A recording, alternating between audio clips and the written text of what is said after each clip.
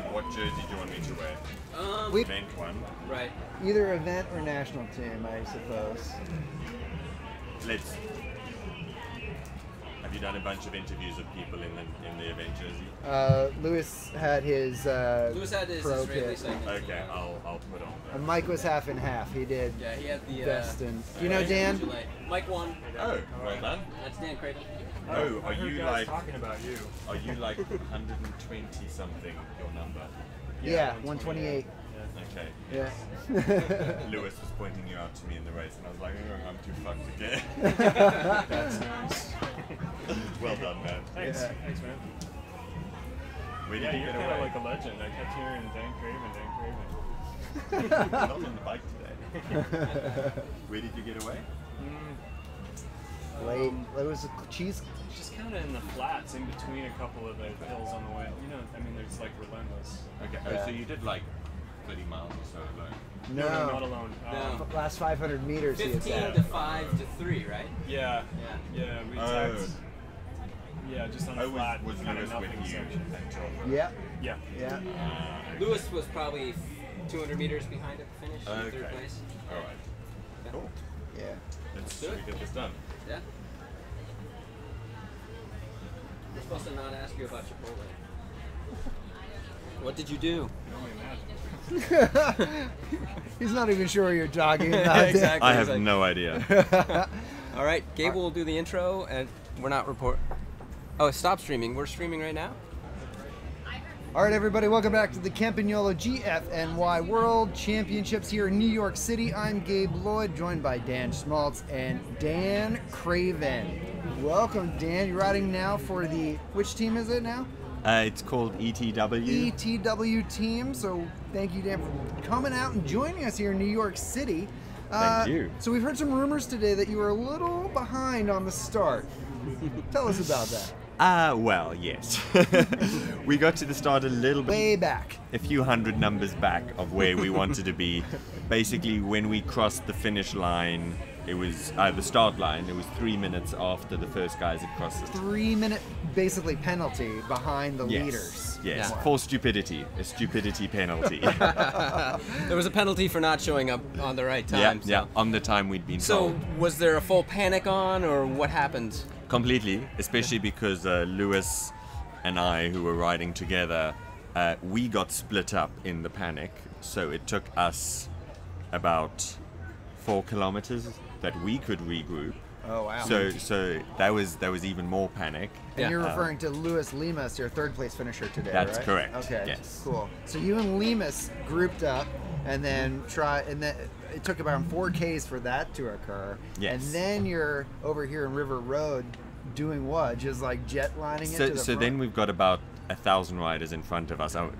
No idea how many, but it felt like 1,000. Yeah, I'm sure it was 1,000. And, Could have been. and we were, everyone is obviously spread out across the road because most people are going approximately the same speed, and we are going, 1.5 times the speed. And we were just going on the left-hand side and just constantly shouting, on your left, on your left. Yeah. And every now and then some people would try and hook on our wheels, and they generally did not stay there for too long. But Yeah. Fair it was enough. nice They to gave have it a some shot. company. They Yeah. tried. So did you get to the front of the group as you were hitting the first climb, the ranger station climb? No, not even. So going up the first climb, which is called Alpine. Yes. After about 10 miles, I believe. Yeah. Exactly. On Alpine, we saw the first group for the first time, Okay. and obviously, that's still had a lot of work to do. So it was about, I'd say, 15 miles into the race when we actually caught the front group, the front peloton, by which point the 6-man breakaway was already gone, and I was on my knees. So at this point, you're sitting in recovering as best you can, but then you stay with the group all to Bear Mountain, you think, right? Yes. And then all up through Bear, you made that selection as well? So on Bear, going at the top of Bear, I was just behind the front guys. Okay. And I had a bit of a shocking descent, and by the bottom I was expecting to have closed the gap, but instead the gap had opened. Oh, okay. But then with some other guys worked together nicely, which is always nice. And we had closed the gap again Right. as we turned right onto, what's it, Cheesecake? Cheesecoat. Cheesecoat. What's the first one of those 3 in a row? It was the Pinarello climb. I No, believe. the one before that even. Yeah. Anyway, There's at a the- rapid succession of climbs those going 3 through climbs there. in a Yeah. row, the very first one, as we turned right into it, I was about 20 yards behind the front of the race. Right. But getting within 20 yards meant that on the climb, They were ready. Yeah. they disappeared and I kind of faded, and unfortunately didn't quite have the day I expected.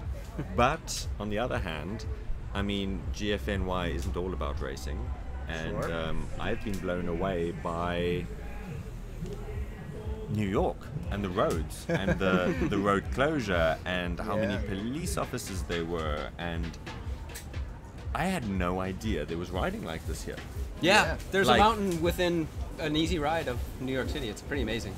A big mountain. Yeah. I mean, you know, it's and a beautiful one at that. Yeah, absolutely. Yeah, Bear Mountain is a great venue. We're really lucky to have it in this Mm-hmm. region. They run a really cool local race there that happened 2 weeks ago. It was Dan? last week. Last week. Yeah, there was a Bear Mountain Classic. Yeah, so the Bear Mountain Classic is a long-standing traditional event here. Makes use of that park, and yeah, we're really lucky to be able to feature that here at GFNY as well. Yeah. Yeah. So how was the descent on Bear? What you said you had an incident? Was it just a like kind of grab the brakes and freak out type of thing? No, or- I think just that I was a little bit in the red, and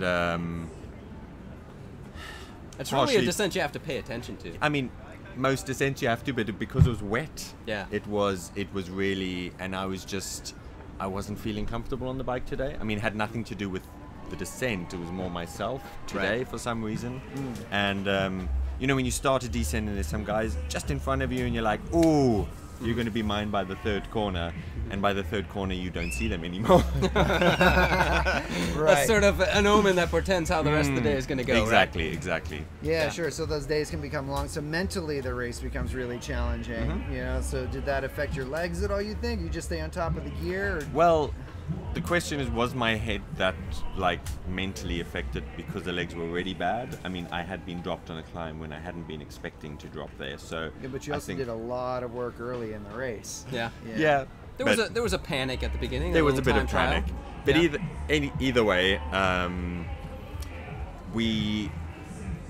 the group I was then with chasing on, we were going really hard, and then at some point I just absolutely blew to Smith. And then I thought, "Oof, like, my day's over. And then the 3rd group caught me, and by the time the 3rd group had caught me, I had recovered enough, the 3rd group was big enough, and I just sort of wheel sucked. Yeah. Yeah. And then the 3rd group caught the 2nd group, and then all of a sudden I was the 2nd group on the road again. Right. Suddenly which you're is- contending again. Right. Suddenly I'm there, and it's just weird how bike racing works. Yeah, Yeah, you never know. I thought I was completely out, and then all of a sudden, And so Not. all of a sudden you're back, right? And Yeah. that's a beautiful thing about bike racing is that you can never, if you give up, you might just be throwing your day away. exactly. Like I was at one point, I was really considering turning off into one of the feed zones because I'd heard all of these stories about how amazing the feed zones are. And that's one of the problems when you're racing. You don't get to suffer You the don't food zones. you don't get to see Yeah. these things, and and you know You when can hear the pizza calling. You're like, when you oh. hear these amazing things and you're just like, was there pizza? I should have stopped. Oh, was there man. pizza? Oh, you never know, right? Right. It could be one of these That's right. fantastic days you have out. So, you know, it's strange how it works out. You Yeah, know, absolutely. Didn't stop, and it was like, oh, okay. I think that the locals know this race so well that after Bear, the sharp knives come out. That's when they really go after people who might not necessarily know what's coming up. Exactly. I mean, I looked at the profile so many times, and you could see those climbs after Bear, but everyone was always talking about Bear, Yeah. and it's like, yeah, those climbs after Bear, they're nasty. Yeah. Yeah. Especially because you've got the fatigue from Bear. Exactly. The group is split up. You're not with so many people anymore, and then they just hurt you. Yeah. Yeah. Yeah, they're tough, little brutal, some very steep. The one that went through the neighborhood, if you remember that, you're going through residential houses. It's like walking upstairs, essentially.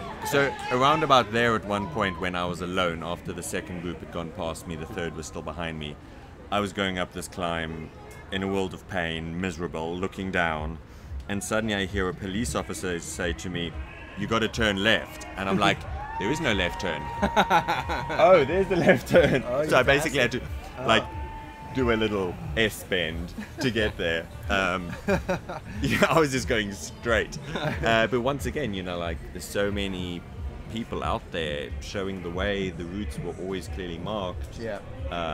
Absolutely amazing. Great. Yeah. And have you done any GFNY events before? This is my first, Great. but I have spoken to Lewis about them quite a lot because this is his third one already. Okay. So, but also obviously this is the first time he's done the World Champs Right. in Yeah. New York. So it's both of us. It's been quite an experience. Sure. And I would love to come along next year and bring my wife. Yeah, Yeah, exactly. that's what we were saying today. This is such an easy race to bring your spouse, anyone else too, because you're going to New York City. That's the thing. Yeah. It's. Your wife can go out to have like brunch and still come over here and see the finish of the race. Hey, she's got so many friends in New York. Yeah. Come out on a holiday. I mean, she'll probably want to ride the race too. Sure. But then, you know, you just stay a few days afterwards. Yeah. And not many people in Namibia know about this race. So I'm hoping that the word spreads. I mean, obviously, flying here from Namibia is not that easy. But if you're combining GFNY with a trip to New York, it's like win-win. It's a pretty easy sell, Absolutely. right? We Yes. know you could be an overall contender, but you should know there's a him and her category at this event. true. So you could race with your wife. That's right. The two times together. You just have to finish within. Something to think about, Dan. Yeah, you have to finish within 30 minutes Yeah. of each other, and then your combined time is counted. So give it a thought. Yeah. Could be cool. That is cool. Yeah. I'll send her a Absolutely. message. So last question here. You're an Olympian. You've done a lot of high caliber racing around the world as a professional as well.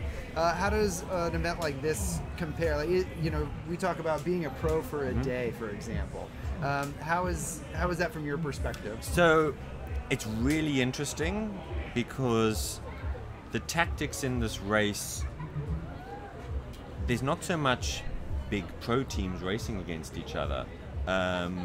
So the tactics are a little bit different, but everyone's wearing the same jersey.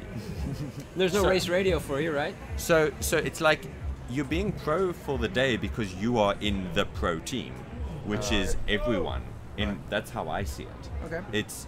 Which is really interesting. It's like everyone's my teammate while not being my teammate at the same time. Sure. I thought that was absolutely Yeah. quite. And you cool. don't know who's going to smoke you. You have no idea who these guys are, right? Yeah, Yes. exactly. You have no clue. Yeah, No. we had The riders. smartest racer would come here with big hairy legs Yes. and like a chain tattoo. And everyone would ignore him. Yes. Yeah. And just ride away. That Yeah, would be we the have best way to do it. riders from 95 countries here That's amazing. this year. So yeah, I think there's a really amazing international contingency, and there's always a chance, you know, that somebody could do something here. Yeah. So I'm great to hear that you had an amazing experience here I did today. indeed. Sorry you missed the start a wee bit, but you know, My live own and fault. learn. Live and learn. Set the alarm clock next time. That's right. Whatever it needs to get you there early. Awesome. So, Well, great Dan seeing Craven, you, Dan. thank you so much for coming out and joining us here at the Campagnolo GFNY World Championships.